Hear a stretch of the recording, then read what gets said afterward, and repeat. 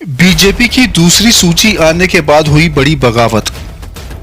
BJP के गढ़ में हो गई बड़ी बगावत। सांसद को टिकट देने के फैसले का हुआ विरोध।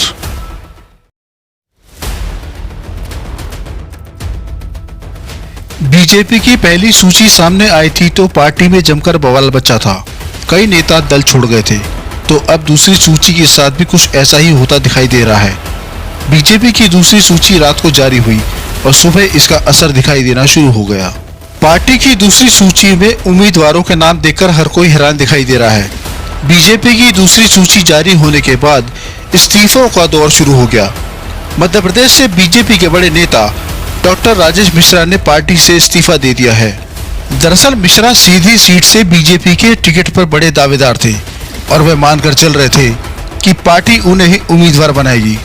मिश्रा जोर शोर से चुनाव प्रचार कर रहे थे, लेकिन बीजेपी की दूसरी सूची आई तो उसमें पार्टी ने सीधी की सांसद रीति पाठक को उम्मीदवार बना दिया।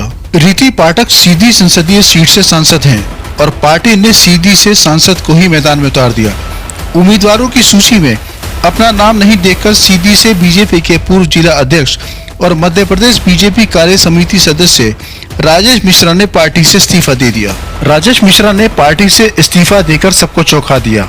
मिश्रा ने सोशल मीडिया पर पोस्ट करते हुए लिखा, हम जैसे निष्ठावान कार्यकर्ता की भारतीय जनता पार्टी को कोई आवश्यकता नहीं है, इसलिए मैं पार्टी में बोझ बनकर नहीं रहना चाहता। दरअसल बीजेपी की जो दूसरी सूची सामने आई, इनमें से आधे से ज्यादा टिकट सांसद, मंत्री और दल बदलुओं को दिए गए हैं। और सबसे बड़ी बात, बीजेपी अपनी अब तक की 3 सूची जारी कर चुकी है। पहली और दूसरी सूची में 39 उम्मीदवार और तीसरी में एक उम्मीदवार मोनिका बट्टी है। मोनिका भी हाल ही में दल बदलकर बीजेपी में आई है और उन्हें तुरंत टिकट मिल गया है।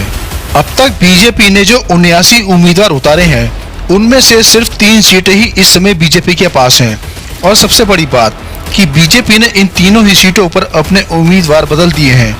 बाकी की 76 सीटों पर इस समय कांग्रेस का कब्जा है। ऐसे में सवाल उठ रहे हैं कि अभी बीजेपी ने उन सीटों पर उम्मीदवारों के नामों का ऐलान किया है जहां वो कमजोर है। जब पार्टी अपनी मजबूत आधार वाली सीटों पर उम्मीदवारों के नामों का ऐलान करेगी, तब हालात बेहद खराब हो सकते हैं, क्योंकि अमित शाह पहले ही साफ कर चुके हैं कि बीजेपी के 50 से 60 विधायकों के टिकट काटे जा सकते हैं।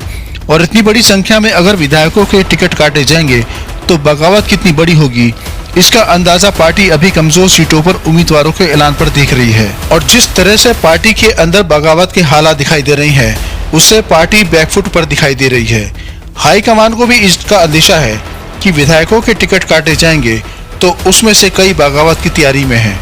फिलहाल बगावत से हाईकमान दबाव में दिखाई दे रहा है, इसलिए अपने सभी कद्दावर नेताओं को चुनाव में उतार दिया है। दूसरी सूची में केंद्रीय मंत्री नरेंद्र सिंह तोमर, प्रहलाद सिंह पटेल, फग्गन सिंह कुलस्ते के अलावा राकेश सिंह, गणेश सिंह, रीति पाठक, उदय प्रताप सिंह को टिकट दिया गया है। जबकि पार्टी के राष्ट्रीय महासचिव कैलाश विजयवर्गीय को भी 10 साल बाद उम्मीदवार बनाया गया है।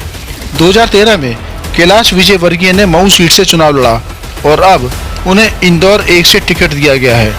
इंदौर 1 से कैलाश विजयवर्गीय पहली बार चुनाव लड़ेंगे। दावा किया जा रहा है कि बीजेपी की चौथी लिस्ट में विधायकों के नाम भी हो सकते हैं और चौथी सूची सामने आने के बाद ये साफ हो जाएगा कि पार्टी में कितनी बड़ी बगावत होगी।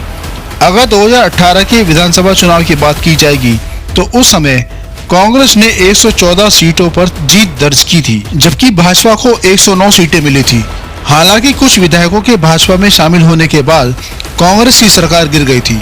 मार्च 2020 में शिवराज सिंह चौहान के नए कार्यकाल के साथ भाजपा सत्ता में लौटी थी।